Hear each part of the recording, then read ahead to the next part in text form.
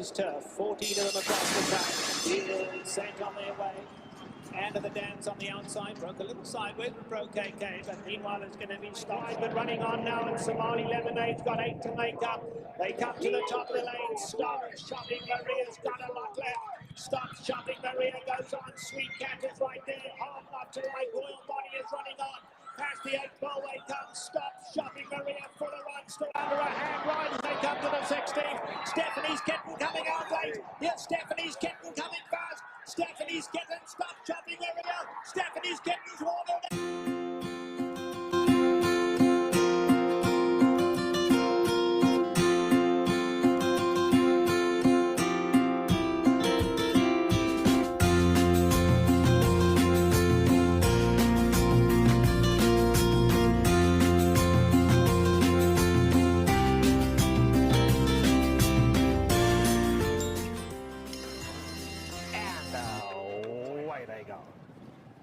Watch the chances, broke smartly, but so did Terra from the Cape.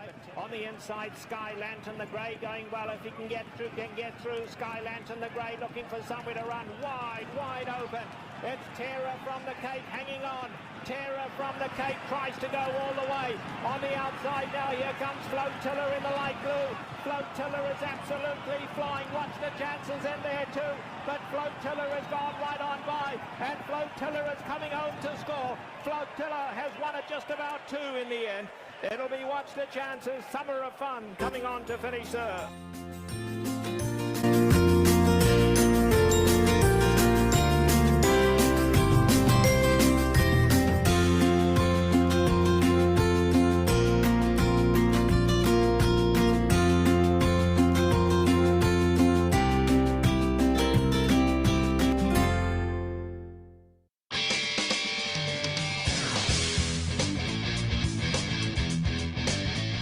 Live from the backstretch at Saratoga, this is the Handicappers Report.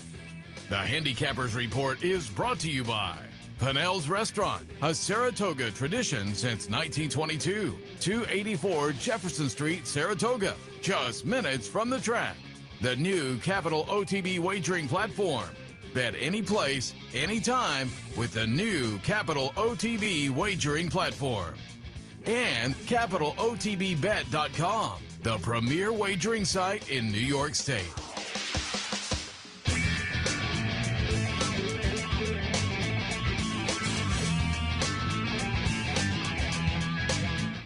Good morning and welcome to the Wednesday Handicappers Report. Brian Nadeau with you here on a gorgeous morning in Saratoga. I think we've been possibly some rain later on, some rain overnight as well. Bringing my co-host today, Mike Callahan. And we know a couple things early on in this card, Mike. They've canceled the steeplechase race today, and we are off the turf in race 3 and race 10. I think the main track's probably going to start out in pretty good shape, but summer in Saratoga, heavy rains overnight. I was in Half Moon last night. I know you down in Schenectady, and it was pretty heavy rains, and so as a result, we lose the opener. So a little bookkeeping. We'll kick off this card today, race 2 at 1:38. Race 3 and the finale, race 10 off the turf. Yeah, like you said with the bookkeeping, race 3 is going to be running 1 1/8, and then they're also going to keep race 10 at 5.5.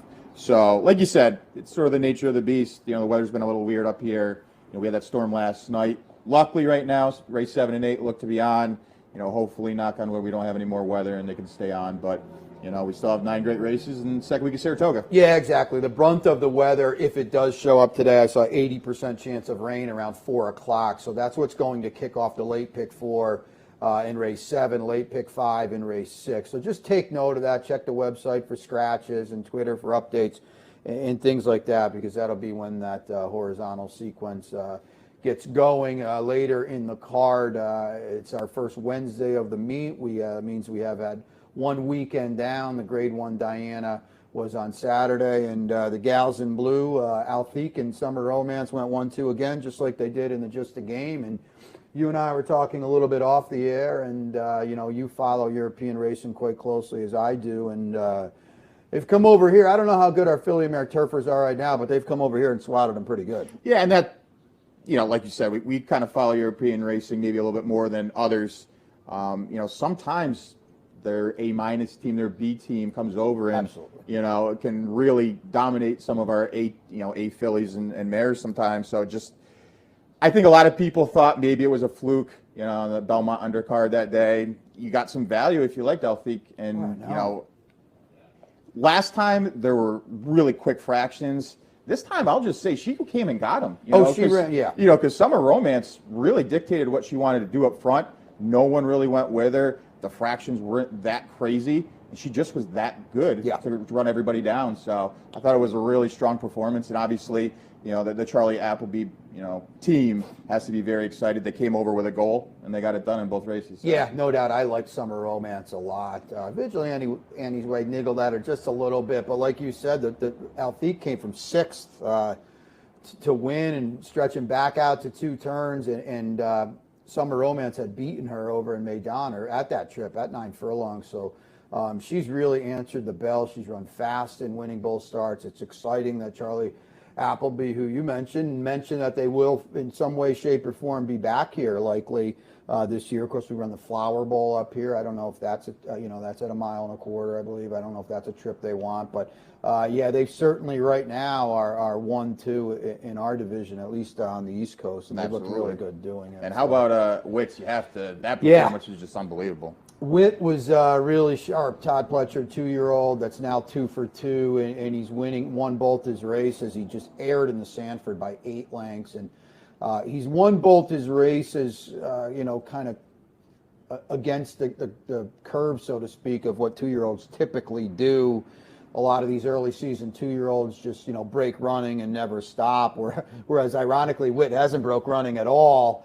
And still hasn't stopped, and basically has swooped the field both times. I think he ran a 90 on Saturday, which is a big number when you're talking mid-July. And the fact he's winning races like that this early in the year, you don't know it until they do it, but only suggests that the farther the better for him. Like you said, horses that predominantly don't break well, they have that burst of sort of energy to rush up and sort of gain position. But this horse is able to sustain that, which kind of puts him in that, at this point, special category. So, the sky's the limit with that horse, and just unbelievable performance. I know it wowed a lot of people. So yeah, and Todd Pletcher mentioned we'll probably just back off and wait for the hopeful on closing day, and it's a long ways away. That's 35 racing days in between today and the hopeful. But whoever all these classy 2-year-old winners that we will see at the meet are going to have their running shoes on to beat Witt, because he's clearly, it's very early, obviously, but he's a man amongst boys right now in the 2-year-old division up here. So,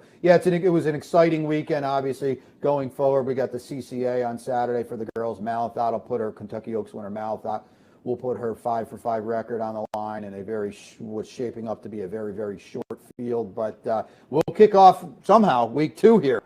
Already 4 down, 36 to go here in race 2 now. Don't forget, we've canceled the steeplechase race.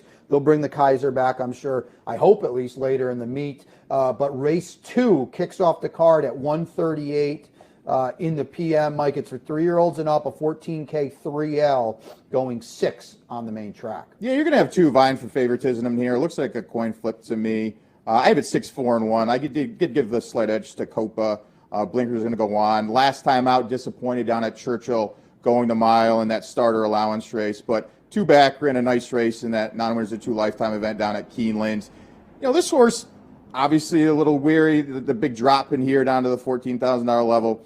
But still, based on the races we've seen from this horse, including a race down at Fairgrounds against United and Resolute. I know you were down at Fairgrounds, probably saw that race. Too. Yeah, United and Resolute's actually a pretty good horse. Ran second in an overnight stakes, I believe, last weekend at Ellis. So this horse is putting in some good efforts. So I gave the slight edge to Copa. Democratic Value is clearly going to take money. Fruta Rodriguez and Red Ortiz is going to be aboard. Again, last time out on the turf, throw that race out. Clearly looks to be a dirt horse in here. Drop down, again, like the 6, a little bit of a concern. But if you're not thrilled with the favorites in here, you're just not sold on anybody. I thought Larceny was a little interesting at 12-1. Ricardo Santana Jr. is going to get aboard. The last 4 have been on turf. I think this horse is much better on the dirt. And if you go back to a couple of those races, yes, they were down at Aqueduct during the winter. But the buyers kind of fit well in this race. So Blinker's going to go on for this horse as well. So if you're looking to bomb out, I thought the one was interesting. I did 6-4-1. Yeah, you kind of hinted at if you're against the favorites, and that's kind of how I was. I've got it 5-4-6. Now, Mission Wrap It Up is going to run on the main track for the first time since Bruce Brown claimed this one, and he's kind of got that larceny angle you mentioned too. He's been doing the turf thing of late. I don't know if he's better on the dirt. Probably not, because those last two turf buyers would easily win this. But he's got dirt races that play with these. And you know, if Copa's in one piece, he's going to win. I don't think there's any doubt about that. But man, Robertino claims him for 42 back. He bombs for 50 in a 50 starter, excuse me. Take him, please, for 14. Get him out of the barn. Like you said, there are red flags with some of the favorites in here. So I like you said, I wouldn't be against anybody who wanted to look elsewhere. Now he's going to put the blinkers back on, and I don't know. I'm against him. I have no problem with democratic values either, but I don't know. He didn't look any better than a lot of these. And like you said, you're going to take a short price with Rudy and Irad, and Rudy doesn't win as many races up here as he will downstate. So again, back to Mission Wrap It Up for Bruce Brown, who quietly, cleverly does an okay job off the claim. He has, you know, theoretically moved this horse's form up for the from the Cantamacchi barn. I know the results don't necessarily speak to that, but you look at those last two turf races, they were pretty sharp figure-wise. Now he's going to get him back to dirt. He should sit off what looks like an honest pace in here. And, you know, at the end of the day, I just didn't want two very, very short-priced favorites that I think come with some flags to them. So I go 5-4-6. Now that kicks off the early pick 5 as well as the card at 138 in race 2. Take a look at race number 3 now. It's a $75,000 maiden claimer, originally scheduled for a mile and 16th on the turf. Now we're going to go a mile and 1/8 on the dirt. And you and I were kind of talking off air on who was going to stay in or not. Kind of had a little different viewpoints on who would stay in, but it's an interesting race. It is. You know, taking a look at some horses that I think you know, could do some really good things. And I kind of wonder if they decided this was one they'll take off the turf, Mike, because they felt that it pretty strongly that everybody would stay in for the most part. I think the 1 stays in. I'm thinking the 1A comes out with Galileo on the bottom of the pedigree and Coalition Building by Lemon Drop Kid out of a Warpath mare. So dirt, top, and bottom. My picks are the same at turf and dirt, 195. Regardless, Coalition Building for Chad and Seth Klarman was going to be heck to pay, and I still think he's heck to pay even on the main track. He hasn't run on the main track. You know, maybe that would be a question mark for some trainers, but with Chad, you know, he's predominantly turf, especially with the Seth Klarman runners. So the fact that he hasn't run on the main track doesn't really bother me any. I would think he stays in. At the end of the day, he's a heavy favorite regardless of the surface. Takes the MSW drop. He's been running well. They paid $150. Listen, some people will look at it as a negative that he's in for a tag. A couple things, okay? Chad's just got so many horses. You know, claim this one will move someone better into the stall. You still have to reach into your pocket and spend $75,000. Absolutely. Okay, and I don't know how many. Agree. Yeah, there's probably 3 to 4 to 5 barns that are willing to do that up here. There's not very many. You can play a little poker. And look, probably at the end of the day, this is a $75,000 maiden claimer. You know, he hasn't broken through in the special weight ranks. He's running that 70, 72, 74 buyer. That's not going to win a maiden special weight, especially up here at Saratoga. Claim for 75. They're running for 60. It's a big payday if somebody dips here. I say I quote, only paid up $150 for him. So, you know, it's not like they're really not going to get out if he wins and gets claimed. Evie Jets for Tony D, and it's good to see Tony Dutrow back on the beam and winning races at a high percentage. A great trainer and a great guy. Another one that hasn't run on the main track, but by Twirling Candy out of a consolidator mare. Certainly it's there. Lasix goes on today as well. First time in for a tag. And then number 5, Peace Beat the Journey for Robbie Falcone. Claim last time off a debut third for Jeremiah. Steps up, stretches out, turf to dirt, 6 furlongs to 9 furlongs by declaration of war with Medaglia d'Oro on the bottom. Again, all 3 of these horses, serious main track pedigrees. Absolutely, and you're going to see my selections vary from Brian's, but if these horses do stay in, I was thinking, and that's why I was talking, we had sort of a difference of thoughts in here. I thought some of these horses may come out, predominantly running on turf. But if they do stay in, I'll sort of change my thinking because my original thoughts were 1, 5, and 9, so they were right on board with what you had. Like you said, coalition building. If he stays in, that 2-back race against Higher Truth, who's gone on to do some real nice things, win that allowance race, and then finish third to Santa Barbara in the Belmont Oaks. You know, that if runs back to that race, easily the winner in this spot. But you know, looking at the MTOs, Blue Lily, you know, the number 8 in here, only try being on turf. Out of American Pharoah, we've seen, you know, American Pharoah have babies who can run well on dirt or turf, so had to believe this horse was going to stay in, obviously, and be a player in here. I also thought the 4 might be interesting as an MTO out of Empire Maker. The works haven't been that strong, but again, kind of basing it on who I thought would stay in the field. You know, if it's a short field in here, Empress Theodora would definitely like the distance of 1 mile and an eighth. So we'll see who stays in this race. My MTO selections are 8, 6, 4, but I also had it 1, 5, and 9. So again, we'll see who stays in this race. As Anthony and I always say when we do this on days like this, not only are we handicapping the horses, but we're handicapping who's going to run. Exactly. A lot of these fillies in here have main track pedigrees, so we'll see what happens. Race 4 is the feature. It's the Rick Violet, which is cool. We all loved Rick up here. A really strong trainer, and he did so much for the backstretch as well. So it's really cool, you know, that they honor his passing with a stakes race up here. These are 2-year-old New York breds going 6, excuse me, in a filly.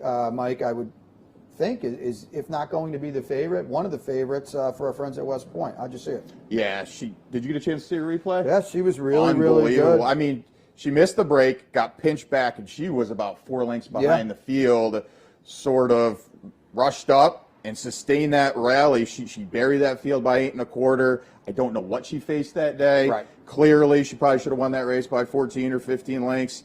She had a seriously good run, but she's going to face some good horses in here. I gave her the slight edge, but I thought the 2 and the 3, who I have just underneath, were very good horses as well. Coinage, who won last time out, did lose to Barisi first time out, but I thought Barisi had a better trip that day. Coinage was able to sit and stalk, and I think he's going to be able to just off of Run Curtis Run, who will probably break running from the rail. But I thought Coinage was a serious player in here, and then also Barisi won first time out and did beat Coinage. You know, as a horse that has shown the ability to rate, which a lot of these times with these babies you don't get a chance to see. You know, they like to come running in wire fields. That's a horse that I think is going to be a player late in here. You know, the big question is stretching out. A lot of these horses are going 5, 5.5. Who really wants to go 6? Who has the pedigree? But again, just wowed by Ready AP. And I thought she was deserved morning line favorite in here at 9-5. Yeah, I mean, and if you read Christophe Clement's quotes in the racing form, he wanted to run in the girls' race to Skidmore, but it didn't fill, which is crazy. But at this point of the year, you know, middle of the summer, the 2-year-old fillies typically are further in their development and their maturity than the colts. So it can almost be a positive. And she might be getting all the best of it. I have it 2, 3, 1, 5. I picked her in 4th. All these horses will be A's if I was playing this early pick 5. I couldn't really separate them, but I did think the professionalism of Barisi on debut was important. Much like Ready AP, he showed the ability to settle just a little bit, pass horses late, and I do think that's important. Especially, you know, we talked about the wit earlier on. And, you know, a lot of these horses break running. They just are better than their competition. They don't learn anything. They don't have any dirt in their face. Who cares? Because now we're in the middle of summer. It's 6 furlongs. The game has changed a little bit. Well, that wasn't the case with Barisi, so I put him on top. Coinage has an experience edge in here up to starts. I mean, it's crazy to say, but it's true. And you saw the experience he got. Yep, and being out of tap. You know, there's no question with distance. Yeah. You know, now they're not going the longest distance, right? 6 furlongs, but clearly Coinage is going to be able to sustain it going to 6. So. Yeah, absolutely. I mean, you don't see too many tappets in these New York bred ranks. So I think that bodes well for him, and he really, really built off that debut. I've got him in 2nd. Run Curtis Run, it's odd. You know, a lot of these horses want to press early. There's not a lot of speed, though, and I'm sure Jose puts this horse on the engine, and maybe he gets brave. So I put him in 3rd. He's got a big number for this group on debut. Listen, Ready AP is going to be has a huge shot here. I'm going to have Jason Blewett at West Point Thoroughbreds on Racing Across America at 10:40 today, so that'll be exciting to get Jason back over here. You know, longtime Naira TV guy, then Gulfstream for 4 years as well. Now working for West Point, and you know, we're going to show the replay. This horse was so good on debut. She really was. But you know, Mike, she didn't run that fast. She's facing a lot better today. She does draw perfectly. This is a big advantageous outside attack post that she does. But she's going to have to step up. She will be over bet. We are friends with West Point. We love Tommy and Terry and those guys. But, you know, they send it in on their horses, so you typically are going to take an underlaid price on Ready AP. She's a definite A if you're playing, like I said, the horizontals. I'm just going to try to beat her a little bit with value lying elsewhere. 2, 3, 1, 5. Those are one-sheet selections. I'll update them on the website and Twitter and all that stuff. That's the Rick Violet, the stakes race today in race 4. And it'll bring us to our first break here on the Wednesday Handicappers Report. 3 down. When we come back, we'll get in the middle of the Saratoga card. Stay tuned. A day at the track isn't complete without a night at the Horseshoe. Great food, hot music, and cold drinks. So why go downtown when all the action's just across from the track? The Horseshoe Inn at the corner of Nelson and Gridley. Capital OTB is now streaming live on Roku. The RTN Racing channel on Roku lets you watch OTB TV live through your Roku device or your Amazon Fire Stick, rather than being limited to computers and mobile devices, which means you can now watch OTB live wherever you are. Simply open Roku, scroll to find the RTN channel, then click on OTB TV. OTB TV on Roku. Try it now. Where's the best place to find your favorite teams, your favorite food, daily drink specials, and wagering on live horse racing? Legends Field Sports Bar, 711 Central Avenue, Albany. Get your game on day or night with 75 flat-screen TVs, tournament-style pool tables, a private banquet room, and live horse racing. So if someone asks you, where's the best sports bar in the capital region? Tell them Legends Field Sports Bar, inside the Clubhouse Racebook, 711 Central Avenue, Albany. Welcome back to the Handicappers Report on this Wednesday morning. Mike Callahan, Brian Nadeau, halfway through the card, and brother, it looks like it's starting to get a little bit sunnier. Yeah, I'm trying not to get my hopes up, but you know, you look at the weather holding off. Looks, I'm optimistic right now. Yeah, we're definitely going to be fine to start this card, and even since we've been on the air at 4 p.m. earlier, it was an 80% chance of rain, and about 12 minutes later, it's now a 60% chance of rain at 4 o'clock. You know, summer in Saratoga. I came up from Fort Lauderdale, and it's funny. It's like you see the same thing every day on your iPhone weather. It starts with about 50% chance of rain, and then as the day pushes out, it dissipates. So we might be fine for this card. I wouldn't tell anybody not to come up, that's for sure. You're certainly going to be fine to start it. It's summer in Saratoga. It comes from nowhere. Absolutely, you know what I mean? And like you said, still on the turf as of now, races 7 and 8. But we are up to race number 5 right now. It's a maiden claimer, $40,000 for state-bred fillies. How'd you see it in race number 5? You know, you'd like to try to beat Raffinity, but I did. Originally I tried. Yeah, you did. I couldn't. Exactly, I couldn't either. It's just 7-5 to the hoop for me for TV purposes. We'll put the 4 in third, but the one sheet's just 7-5. Rob Atchis spots his horses correctly. This one's going to take the class drop. Tried to get it done in the maiden special weight ranks. Couldn't do it in 3 starts. Again, $40,000, so it's not an easy claim. And with these amped up purses up here, Mike, she's running for 50. So she's legitimately 2, 3 to 5 in this race. You want to claim her for 40. They win for 50. That's 40 plus 30. That's a $70,000 payday. And Rob's got plenty of horses in the barn. She's probably not going to cut it, you know, in a New York bred 1X. So this is where she's supposed to be. Raffinity at a very short number. Looks way too tough to deny. And here, Galina, Jimmy Barnes firing. Go, no shock there. I saw him drive by in the golf cart. He won the stakes the other day with Rinaldi, who was good in the Forbidden Apple, and he won another one too. Jimmy's just doing his thing up here. He always points to Saratoga, and for the last several years, he's always firing at Saratoga. Galina, probably the main danger. She's going to have to run a lot better to get to Raffinity. Live in 5 and third. Charlie Baker doesn't win first out. I'd say tab her down the line later in the meet. Yeah, I did 7, 3, 5, and 1. Like you said, if you're playing the pick 5, probably a single for you. Starts off the pick 6, the dollar pick 6. Maybe it's the free square. Which is, Ben, I don't know if you're paying attention or not. Yeah, I'm sure you are as the marketing guy. The pick 6 up here has been big balloons. You're getting like $200,000, $300,000 in this pool. I thought it would be big that they brought it back to $1. It is like way past my Did you see the Twitter story on the 19-year-old kid who hit the opening day one? I did. It was like 87 grand though. I know yeah, it was that, 87 right? grand. It was a $162 ticket with a $1 base minimum, so he wasn't covered deep. And he was able to hit it. It was That's sort awesome. of they kind of took his picture, showed the ticket, and it was just a fun story. But like you said, that shows you right there for $162.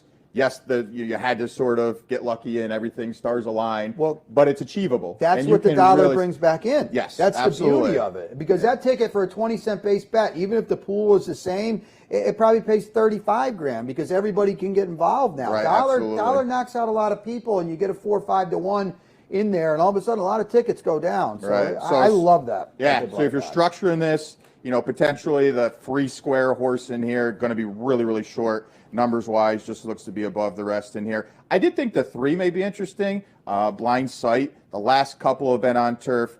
The career debut on dirt wasn't very good in the slap down at Aqueduct, but did do some running down at Belmont, going to 6.5.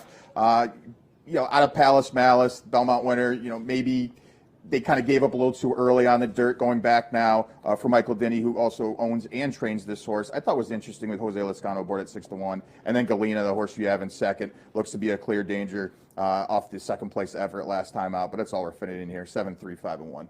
Race 6 kicks off the late pick 5, and this is where that weather comes into play because right now race 7 and race 8 are on the turf, and you need to just follow the weather, follow the scratches. I'm sure they left them on the turf with every intention to run on the turf, and they will take them off before the sequence starts if that's the case. So just make sure you're in the loop on the weather. It's 3:55 post time in race 6. It's a maiden special weight, open maiden special weight, 2-year-old fillies, a full field of 10. Yeah, this is a pretty good race here. Let's Be Clear is going to be my play of the day.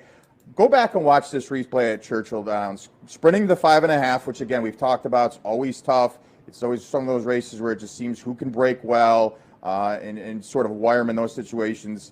Broke from the rail that day, didn't break well, so he's going to have to do so in the second career start, but sort of took kickback, angled out. And while everybody in that race, it was a short field of 5 horses, were about a length away from each other, watch the gallop out. This horse is about 4 lengths clear, another half furlong down the road. So I think the stretch out from 5 to 5.5 is going to be good. Obviously with Brad Cox, Tyler Gaffleone's going to stay aboard. Brad Cox is 28% with his 2-year-old second time maiden special weight starters. So I think this horse is going to be primed and ready to go in this spot. I'm hoping the price stays because the horse I have in second next Tuesday is probably going to take a lot of money in here based on the fact that Mainstay finished second in Schuylerville. Yeah. Probably with a better break.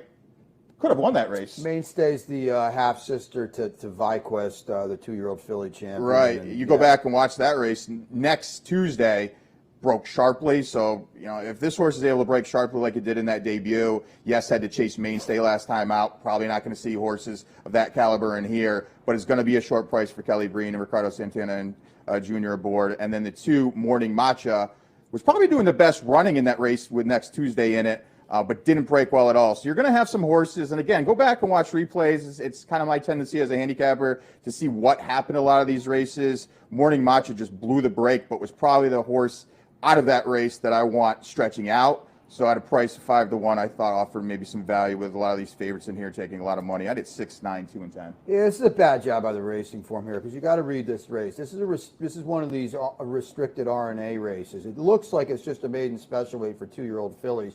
But if you dig a little deeper, this is one of those for horses that sold for $45,000 or less, okay? So take the back roads, the 10, let's be clear, the 6. They ran in a race like this at Churchill. You look at next Tuesday, you look at Morning Maca, that's an open race at Monmouth. So and it was a good race, as Mike alluded to. Mainstay came back up here, was a very good second in the Schuylerville. As I said, she's that half-sister for Butch Reed to Nyquist. So, that was a serious horse, and those gals come out a race that was better than Let's Be Clear and take the back roads. And that's how I played it, 2, 6, 9, 10. For me, Morning Maca is going to work out a trip from the inside, but there should be plenty of pace to run at in here. She gets an additional full furlong too, 4.5 to 5.5. She passed a few late. She had a little bit of a tough trip after getting run off her feet. She's going to be better for it off that tightener. and she's run on a sloppy track too. And I don't know what this track condition will be, but it will have some moisture in it regardless. I put her on top. Next Tuesday, I put Let's Be Clear in second. As Mike alluded to, she did run big on debut, but, neither of these horses take the back roads or Let's Be Clear. They didn't run fast, so they're vulnerable in here if someone wants to jump up. Brad's off to a typically hot start here. I put her in second. Next Tuesday, I put in third. Kelly Breen's going to win races up here. He's already won a couple, popped on the turf the other day at 10-1. So take note, because Kelly's a guy that's stabled at Monmouth. So anybody here is here for a reason. Next Tuesday, a big threat, and then Tom Amos as well, who's going to have a strong meet. Take the back stretch, just beating a neck on debut, right behind Let's Be Clear. 2, 6, 9, 10, as Mike said, kicking off the pick 6. Take a look at race number 7 now. It's a $40,000 claimer. Non-winners a 2 lifetime event. Is going to stay on the turf as of now. Mile and 16th on the inner turf. I had up at the top of my list here a race that lacks speed and clearly just a wide open race. Yeah, and I guess we landed on the same horse, right? 2, 7, 9, 10 for me. I don't know where Fair-Haired Boy will be early. Okay, you got her in second, him in second, excuse me. He'll be a lot closer than he's been, though, okay, because he came off a long layoff for Saffie Joseph last time, and just simply got outrun when they went ballistic early at Gulfstream Park. He's going to be a lot closer today. The advantageous inside draw. Tyler Gaffalione will put him in the race. Don't be surprised if nobody wants to go in here, and probably just time for Wine Will with Jose Ortiz. He might be the lone speed. But Tyler will get involved early, and if they are lagging a little bit, don't be surprised if he puts Fair-Haired Boy on the engine in here. He's a price 15-1 on the morning line.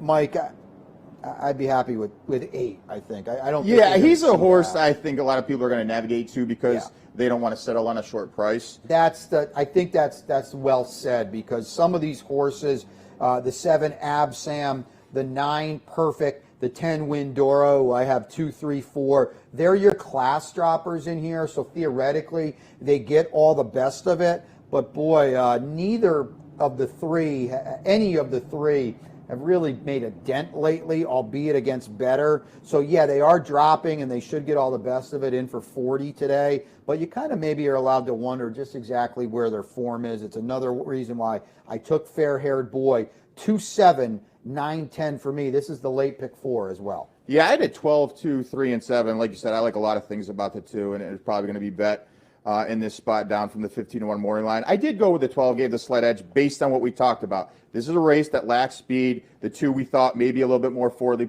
placed after sprinting 5 down at Gulfstream. I think the 12, and there's enough run into the first term where if the 12 is able to break like down at Gulfstream Park back in the winter, we're probably in the career best race. Yes, it was in a maiden claimer, but has been facing really tough competition of recent in those starter allowance races and hasn't been able to get to the lead. I think if Irad could be aggressive from the start, clear the field going into the first turn, hopefully, this may be the horse you want to use on the front end for Todd Pletcher. He's off to a little bit of a slow start, but again, you have to believe that's going to change here soon. So I did give the slight edge to the 12, the 2 underneath, we already talked about, and then Holy Emperor, if you're looking for another long shot, I thought was interesting. Yes, 1 for 14 lifetime, not going to thrill anybody, but has run some good races out in the West Coast and in the East Coast. Numbers-wise, very similar to a lot of the favorites in here. And last time I just thought was a little too short going to 7. They ran a quick time, did no running early, all the running late, and this horse was just too far back. Again, stretching out to mile 16th, stretching back out to 2 turns. May be interesting to use at 12-1. So 12, 2, 3, and 7 for me in the 7th. Yeah, I think our buddy Anthony Mormino, this is his kind of race. On the inner, it's a triple race because you could get a bomb in third. Well, sure, you're kind of mapping out the pick 6 now, right? You go Raffinity. You got to go a little bit deeper here. So, probably 4 or 5 horses if you can do it. If you have a bankroll, go a little bit bigger than that. And just Mike mentioned the pick 6 and Raffinity, and I'm a big fan of singling a huge favorite if you're on that huge favorite. That's the way that I normally like to play. Yeah, and it's a mental roadblock that people say, oh, well, yeah, Raffinity's going to win, but I don't want to be out after one race, so I'm not going to single this horse. You get so much value by doing that, especially when we're now talking about $1 pick 6. So, I'm not saying I'm going to play this pick 6 yet. I haven't yet. I'm not sure I'm going to play it today. That's a great move, in my opinion. I know, Mike, you agree that take the heavy chalk, let everybody else put some dead money in the pool by spreading elsewhere on a horse that's really supposed to win. Absolutely. That's the way to play it. Yes, it's a little bit riskier, and yeah, you understand the factor of being out in the first race, but once you're able to clear it, now you've mapped out and you have coverage in all those races, and you don't have any dead money going 2 or 3 deep in a race that you just saw the logical favorite end up winning. 100%. And that's why they have a pick 5 and pick 4. Get right back in it if you want. So second break here on the Handicapper Report. When we come back, late pick 3 time on a Wednesday at Saratoga. Stay tuned. Welcome to the West. I'm Scott Varley at Saratoga's latest and greatest high-rise luxury condo. Starting in the mid-5s, every condo here has 2 bedrooms and 2 baths and upgrades just like this. Check out these oversized private balconies. We also have a gym, a private lounge, and get this, a heated parking garage. To make a reservation for your private condo at the West, call or text me. I'm Scott Varley at 518-281-6808. Capital OTB is now streaming live on Roku. The RTN Racing channel on Roku lets you watch OTB TV live through your Roku device or your Amazon Fire Stick, rather than being limited to computers and mobile devices, which means you can now watch OTB live wherever you are. Simply open Roku, scroll to find the RTN channel, then click on OTB TV. OTB TV on Roku. Try it now.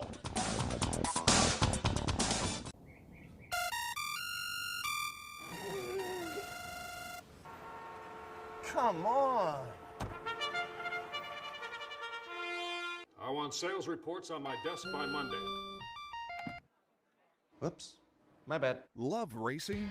RTN brings you every live simulcast on your home television, plus live video streaming and race replays on your PC and mobile devices. To order, visit rtn.tv. RTN, a breed apart. Welcome back to the Wednesday Handicappers Report. Mike and Brian here as we kick off somehow race week 2 here at Saratoga. First Wednesday of the meet, but man, the first 4 days flew by. 36 to go though. Stay in tune with the weather as you always need to up here. We've canceled race 1, the steeplechase, so we'll start in race 2 at 1:38 in the p.m. Race 3 and race 10 are off the turf. The rest are on, and it could rain later in the day. 50-60% chance of rain, kind of late afternoon. So I think we're okay now as we kind of peek out from our tent here. But as always, stay tuned. But man, Mike, I hope race 8 stays on because good luck here. It's a heck of a race. It's an optional claimer for state breds, sprinting here. A snappy 5.5, 3 and up here on the melon. Yeah, I had a 10, 12, 6 and 5, 3 outlaws. Just been in really good form as of recent. Did have the win 2 back in that one of the allowance race down at Belmont. Last time out, just missed. I think there's enough speed in here to set it up for him on the outside. You're going to see fast getaway with some speed. Also, the 7's going to show some speed early as well. He's been doing so down at Monmouth Park. So I gave the slight edge to the 10. 4-1 on the morning line. I'm hoping the price holds in here. The 12 will be the favorite predominantly in this spot. Blinkers on for Linda Rice and Jose Ortiz. This horse hasn't been seen since May 20th, so off a little bit of a freshening. But buyers-wise, likes to get to the lead, usually finish it up pretty strong. A lot to like about the 12. And then the 6 in the 3rd spot. Probably a race you want to spread as well. Oh, boy. You know, because a lot of different ways you can go in these type of sprinting races. So 10, 12, 6, and 5. Yeah, 7, 6, 5, exactly. 12, yeah, 10 for me. You're splitting hairs in this race. I'm using every slot that I'm allowed to on the 1 sheet. So 2 A's and 3 B's, and the personal ticket might have a lot more than that because there's more than 2 A's in here. We just try to structure it 2/3. You know, there's speed. I'm not sure how many want to go, and I'm going to try to get a little funky with analyze this and that because I know he wants to go, and Dylan Davis will go with him. And Russell Cash has popped up here before, and you look through this race, there's tactical speed. I don't know how much pure sprint speed there is. Fast getaway's a worry because he breaks from a bad post. Jose Ortiz is here. He'll be aggressive, and the blinkers go on. So they could tangle early. There's no doubt about that. But man, Mike, you know this. 5.5 on the Saratoga turf is like you blink, you're on the far turn already. And if you're 3 or 4 or 5 lengths behind, you're going to struggle getting there and making up ground. So I want to be close in here. Analyze this and that. You know, he comes out of an open race at Monmouth, and he ran a really big second. He pressed/dueled all the way around. He held nicely to be second. He's a turf sprinter at the end of the day. And I'm just going to put him on top at a price where I wanted to look for a price. Shiraz will be close early. Maker, great to see Luis Saez off to a raging start, because for my money, he's as good as anybody in the country. He's just not riding for, Chad or Todd like the Ortizes do. I just think he's phenomenal. Shiraz is another one that's had good form. The 5 Swashbuckle will be involved throughout. Lightly raced for Christophe Clement. You mentioned Fast Getaway. You have to use him. I've got 3 Outlaws in 5th for Robert Trask, but he's probably an A too. I want as many as I can in here if I'm playing these horizontals. This is an awesome race. Let's hope we stay on. 7, 6, 5, 12, 10 for me. Take a look at race number 9. It's a 3X allowance race, going to go 1 mile and 1/8 on the dirt. I was actually opposed to the morning line favorite in here. Forza de Oro coming off the layoff. I thought there were some horses on the rise in here, but I'd be interested to see what your thoughts are. Totally agree. He can win, but I would think, and he mentioned Forza de Oro is who Mike mentions, 9 to 5 on the morning line. He hasn't been out since winning the Discovery Grade 3 at Aqueduct in November. So obviously something went amiss for Bill Mott. I had a future book Kentucky Derby wager on this horse. Oof. Believe it or not, that didn't work out, but he's turned into a very, very nice horse. Couple things to note, though. I already mentioned the elongated layoff, okay? The other thing is that the Discovery was only against 3-year-olds, so now he's facing older horses for the first time. I'm sure you noticed this too, Mike. There's a gap in these works. He missed a work at the end of June into July. I don't know why. I mean, it could simply... you don't know, but I thought that was a slightly worrisome off a long layoff. And the other thing is, clearly Bill Mott's got bigger fish to fry if this horse is what he thinks he is. With so many stakes up here, you think of the Gold Cup now at the end of the meet, races like that. If Forza de Oro is going to be a serious handicap horse. So as you kind of alluded to, Mike, I think the time is right to beat him in here, and he's going to be a short price. There's no doubt about that. He's facing older horses too, more mature horses as well, and he's facing horses with a recency edge. So I think, sure, maybe at the end of the day he's the best horse in here, but I don't know about today. Yeah, I mean, you also have to factor in the fact that the 1 and the 3 have both passed the moisture test. They've run on slop and muddy surfaces and done so winning it. I thought Highest Honors was tremendous last time. Yep. If he runs back to that race, probably game over for everybody else. He's going to be my top choice, your top choice as well. West Willpower is an interesting horse. We talked about it over the slop at Keeneland. Unbelievable performance. Got a 93 buyer. Backed that up in the Salvatore Mile. Wasn't too far off from Informative. He's a huge player in here with Joe Rosario aboard. I'm going to go too deep in here. I'm actually okay with leaving Forza de Oro. I wouldn't say that to other people if they want to clearly put him on the ticket if you want to, but for me and my purposes, I'm actually going to leave him out and just go too deep. Yeah, Highest Honor is my play of the day, which has been pretty good up here. 2 for 3. I had one washed off. Well, I had one as a gate scratch on Sunday, so I've only had 3 plays of the day, not 4. But he is my play of the day, Mike. And you introed this race saying, there's horses going this way, and he's clearly the one, I think. For Chad, he won the Curlin up here as a 3-year-old, track and distance. So, he really, as Mike said, got back on the beam last time. Came in off the long layoff 2 back, and clearly needed to shake some rust off that day. Well, you go back and watch his last race, and he ran a 1 on the Thoroughgraphs that day too, and that's a big number in here. He was polished and professional. He settled off a very, very hot pace, but he's tactical enough to lay close too. I think that bodes well. So I think Highest Honor can really take a step up today. My question to you, what did you think of the speed in here? Because I was almost tempted to throw an American Dubai or Empty Tomb, because when they get loose, sometimes they don't look back. Yeah, there's not a lot of it, but I do think Empty Tomb and Dubai, I don't necessarily want to say cheap speed, but I think they'll probably entertain each other enough to maybe tilt this towards the Stalkers, and that's Highest Honors and West Willpower. You do need to be close up here going 9 on the main track. I think we know that. American Dubai, this post is brutal. I mean, he's not in the 9 or 10 hole, but boy, you look at that run, you look at your past performances and see how quick a run that is. It is into the first, yeah. Yeah, it's a really quick run into the first turn. So I would think David Cohen's going to have to be very, very aggressive with him. And I wonder, Irad's not giving anything away on Empty Tomb either. So this is a fun race. We got a minute or two to talk about it. So this is a fun race because there's a lot of things going on. West Willpower, for I mentioned Kelly Breen earlier. He's already got a couple wins at the meet. West Willpower for the West. Joel Rosario is here. Yeah, that race at Keeneland, 2 back in the slop, was huge. I don't know how much credit to give him in the Salvador Mile because Informative was 1,000 to 1 that day. In New York traffic, just bombed the other day at Monmouth in the the grade 3 on Haskell Bay. The race is escaping me. He ran 4th, I believe, at another 8-5 price. So I'm wondering where his form is. I think West Willpower is definitely a huge threat in here. I've got him in second.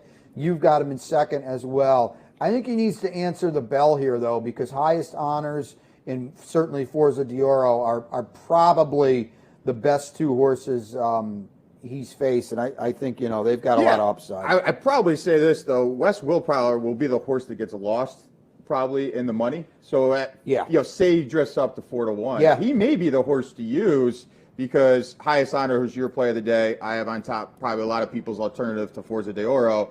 Those horses are going to be fighting 8-5, 9-5, at post time. So again, if you're just trying to look for value, that's what we try to do on the show. West Willpower may be the horse you want to use. I thought American Dubai, like we already talked about, beat Bankit when he forgot to stop at Oaklawn. And last time out, ran an okay race down at Churchill. So again, if you're not sold on the horses that we're talking about right now and you want a long shot, I thought American Dubai may be interesting. So. Yeah, and Bankit, the New York bred for Steve Asmussen, came back and ran very, very well in that graded stakes at Monmouth the other day. So that's a good point there, and he's been known to get brave on the engine as well. So 3-1-2 for the both of us. So we'll call it the co-feature. It's a heck of a race here. The finale, race 10, maiden claimer for State Breds 40. 3 and up. It's going to be 5.5, but we know this one is off the turf. So it's one of 2 races right now that they took off the turf. It ends all the horizontals. So make sure, because this one I would think, Mike, there are going to be some scratches unless it's really, really watered down. But you got to see who's in here. Yeah, I was actually disappointed to see this race come off because I actually liked Babagram at 8 to 1. Interested to see this horse come back second time out for Tom Morley on the turf. We'll see when that happens. But I have a 3, 9, and 4 now that it is off the turf. I gave the sled edge to Tamalamo, who last time out was in that State Bred maiden 40, finished a solid second. That was over the slop. So you know that this horse has put in an encouraging effort over a wet surface. We've already talked about Jimmy Bond doing really well up here. So I expect this horse to take some money now that it is off the turf. It's going to be my top play in here with Luis Saez aboard. The 9 underneath, Distract and Attack. Of recent, hasn't been in good form, but shown speed. Did so down at Oaklawn, going the mile and 16th, now cutting back to even shorter. I think this horse is going to be on the front end, maybe dangerous with Ryder Ortiz Jr. aboard, and then the 4 Fast Gordon. If this horse does stay in, again, 4 of the 5 have been on the turf, but the career debut was in that tough maiden special weight down at Aqueduct. Did a little bit of running that day. Buyers-wise on the turf looked well, but again, when you're trying to read into this race, factor in scratches first, then sort of work it out from there. Yeah, totally agree, and totally agree with your top pick. Dan Milano is going to be really, really tough in here. Jimmy Bond, Luis Saez, these guys are printing money up here. They're 34% from a 29-horse sample with a 345 ROI. They won the feature the other day. Rinaldi, the New York bred, taking the Open Company Grade 3 Forbidden Apple. So, and as you mentioned, Dan Milano was a really good in a really fast second, at least for this group, in a sloppy off the turf where we don't know the track condition, but he is going to be catching some turf horses playing his game today. He wasn't an MTO, but, Jimmy's as sharp as they come. I'm sure he was looking at the weather. He's going to be very, very tough. I would think something to 5 in here. I've got number 1, Mommy's Jewel, in second for Jimmy Ryerson. The only time this one ran on dirt was in the slop against State Bred Special Weights. So this is a drop as well. And then the 4 Fast Scored, another dropper for Linda Rice. Been doing the turf thing, the dirt run, same as Mommy's Jewel on debut against Special Weights. So he's a better horse now than he was then. 3-1-4 in the finale. Final break on the Handicappers Report. Steve Bick in the DePaula Play of the Day coming up. Stay tuned. Welcome to Albany County, an incredible destination to live, work, and play, with easy connections to more than a dozen cities from our vibrant modern airport. It's a short trip downtown to a hive of culture and amusement, from world-class shows at the newly renovated Times Union Center to reliving the past at the New York State Museum. From outdoor recreation to shopping to nightlife, Albany County has something for everyone. We'll see you soon. Birdstone is an outside front. They're coming down to the finish. Can Smarty Jones hold on? Here comes Birdstone. Birdstone surges past. Birdstone wins the Belmont Stakes. In front, but here comes High Chaparral. High Chaparral, the defending champ, to take it to Paul Bob. These two arch rivals head to head with Joe Hart bearing down on them. It's going to be a 3-horse photo finish to the turn. Here's the wire. Photo finish. The Capital Region has some of the most sophisticated horse racing fans in the country. That's why Capital OTB built the Clubhouse Racebook. Here you can wager year-round on the best horse racing from around the world. The Clubhouse also has monthly promotions including live bankrolls, handicapping contests, and so much more. Like sports? Watch your favorite teams on more than 30 screens in Legends Field Sports Grill. Food, sports, and the excitement of championship horse racing. Only at the Clubhouse Racebook, 711 Central Avenue, Albany. At DePaula, we think of our customers as family, so we want your experience here to be fair and easy. Whatever you drive, any make or model, DePaula is at your service with 100 bays and master technicians. So come join the family and think DePaula for all your automotive needs. At DePaula, we think of our customers as family, so we want your experience to be fair and easy. DePaula can service any truck up to 72,000 pounds, so if you can drive it, DePaula can service it. So come join the family and think DePaula for all your automotive needs. It's post time for today's DePaula Play of the Day.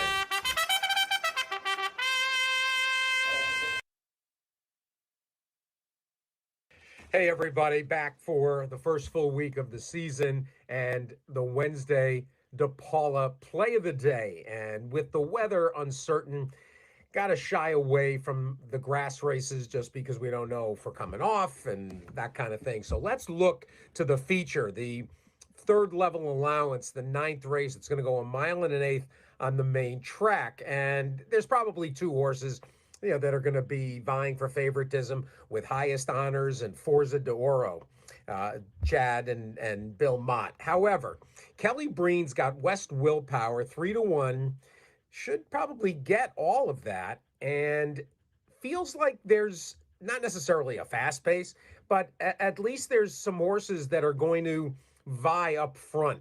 And in that scenario, Joel Rosario sitting with West Willpower behind the speeds, I think gets a very nice trip.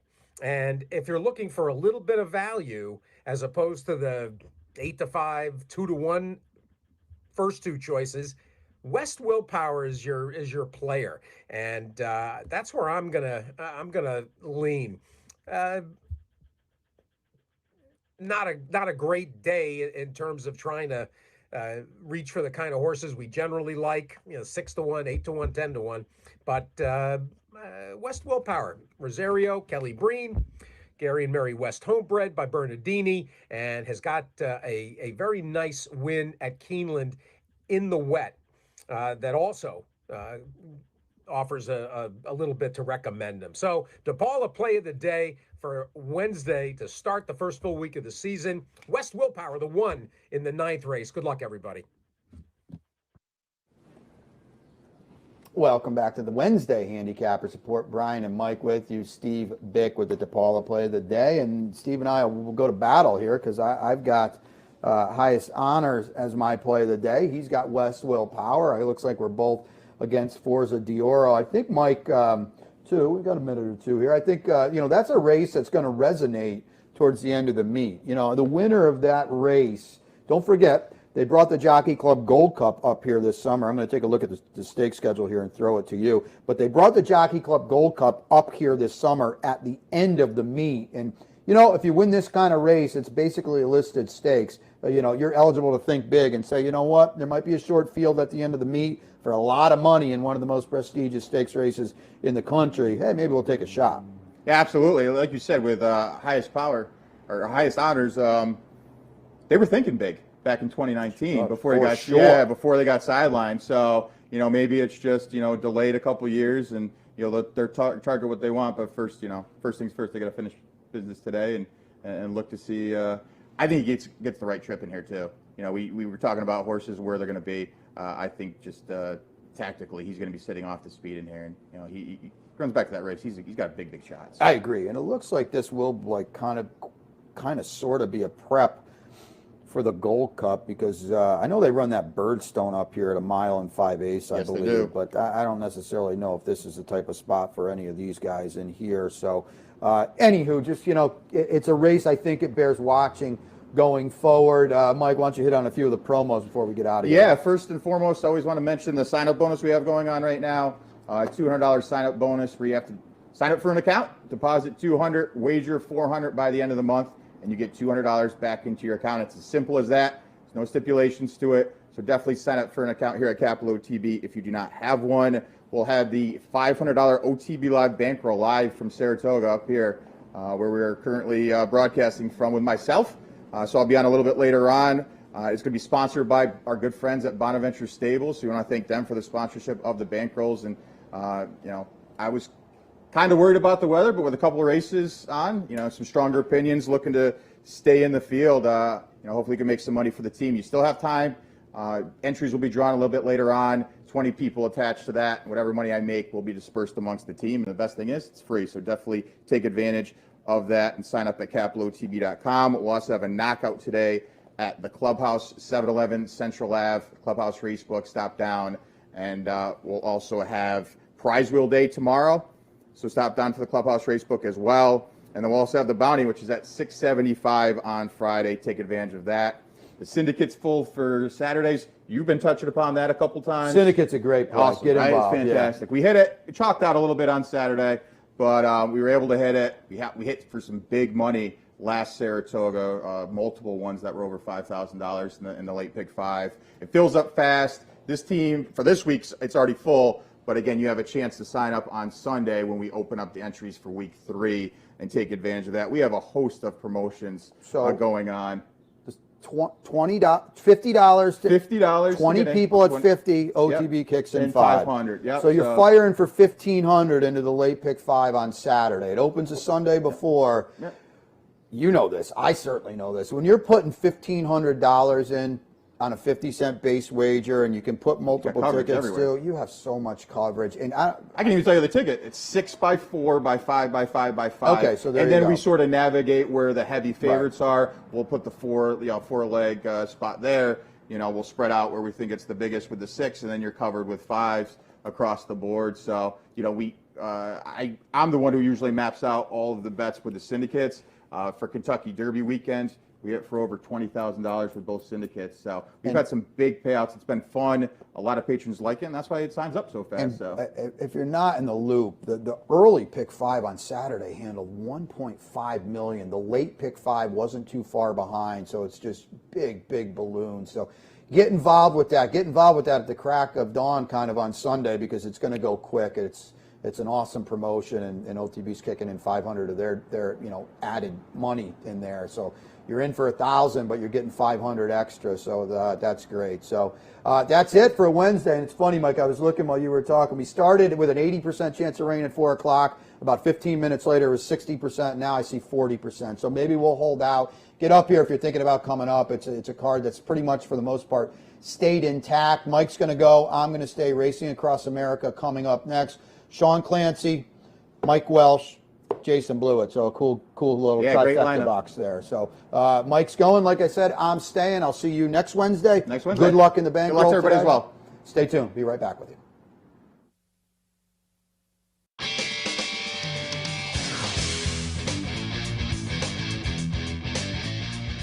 You've been watching the Handicappers Report. The Handicappers Report has been brought to you by Pinnell's Restaurant, a Saratoga tradition since 1922. 284 Jefferson Street, Saratoga, just minutes from the track. The new Capital OTB wagering platform. Bet any place, anytime with the new Capital OTB wagering platform. And CapitalOTBBet.com, the premier wagering site in New York State.